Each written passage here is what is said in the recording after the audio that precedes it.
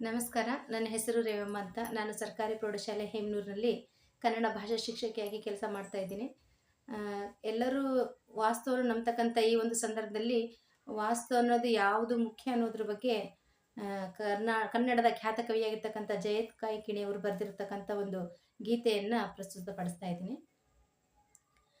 ಬಿದ್ದಲ್ಲೇ ಬೇರೂರಿ ಗಗನಕ್ಕೆ ಕೈ ಎತ್ತಿ ಹೂ ಬಿಡುವ ಗಿಡ ಮರಕ್ಕೆ ವಾಸ್ತು ಎಲ್ಲಿ, ಗುಡಿಸಿಲಿನ ಹೊಸಿಲಲ್ಲಿ ಬಡತಾಯ ಮಡಿಲಲ್ಲಿ ನಸು ನಗುವ ಮಗು ಮನಕ್ಕೆ ವಾಸ್ತು ಎಲ್ಲಿ, ಮನಸೆಂಬ ಭೂಪಟಕ್ಕೆ ಗಡಿರೇಖೆ ಇಲ್ಲ, ಮನಸೆಂಬ ಮನೆಯಲ್ಲಿ ಗೋಡೆ ಇಲ್ಲ, ಹರಿವ ನೀರಿನ ಹಾಗೆ ಬದುಕು ಸಾಗಿರುವಾಗ ಆಣೆಕಟ್ಟೆಯ ಮಾತು ಆಡಬೇಕೆ, ಬೀಸುಗಾಳಿಯ ಅಲೆಗೆ ವಾಸ್ತುವೇಕೆ, ಬಿದ್ದಲ್ಲಿ ಬೇರೂರಿ ಗಗನಕ್ಕೆ ಕೈ ಎತ್ತಿ ಹೂ ಬಿಡುವ ಗಿಡ ಮರಕ್ಕೆ ವಾಸ್ತು ಎಲ್ಲಿ, ಎಂಥದೇ ಇರುಳನ್ನು ದಾಟಬಹುದು ಹಚ್ಚಿಟ್ಟ ಕಂದೀಲು ಕೈಲಿದ್ದರೆ, ಹಣೆ ಬರಹ ಕೈಯಾರ ಬರೆಯಬಹುದು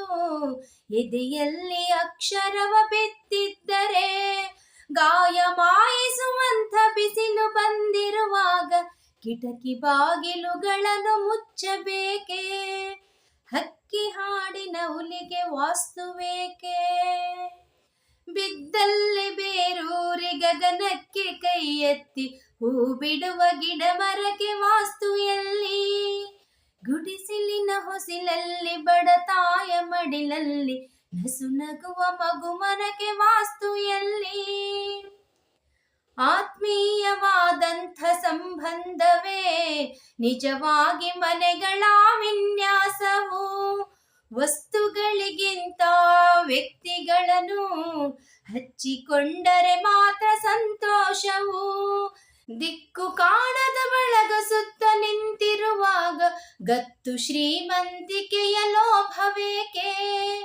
ಅಮ್ಮ ಹಚ್ಚಿದ ಒಲೆಗೆ ವಾಸ್ತುವೇಕೆ, ಬಿದ್ದಲ್ಲಿ ಬೇರೂರಿ ಗಗನಕ್ಕೆ ಕೈ ಎತ್ತಿ ಹೂ ಬಿಡುವ ಗಿಡ ಮರಕ್ಕೆ ವಾಸ್ತು ಎಲ್ಲಿ, ಗುಡಿಸಿಲಿನ ಹೊಸಿಲಲ್ಲಿ ಬಡತಾಯ ಮಡಿಲಲ್ಲಿ ನಸು ನಗುವ ಮಗು ಮನಕ್ಕೆ ವಾಸ್ತು ಎಲ್ಲಿ, ಮನಸೆಂಬ ಭೂಪಟದಿ ಗಡಿರೇಖೆ ಇಲ್ಲ, ಮನಸೆಂಬ ಮನೆಯಲ್ಲಿ ಗೋಡೆ ಇಲ್ಲ, ಹರಿವ ನೀರಿನ ಹಾಗೆ ಬದುಕು ಸಾಗಿರುವಾಗ ಆಣೆಕಟ್ಟೆಯ ಮಾತು ಆಡಬೇಕೆ, ಬೀಸುಗಾಳಿಯ ಅಲೆಗೆ ವಾಸ್ತುವೇಕೆ.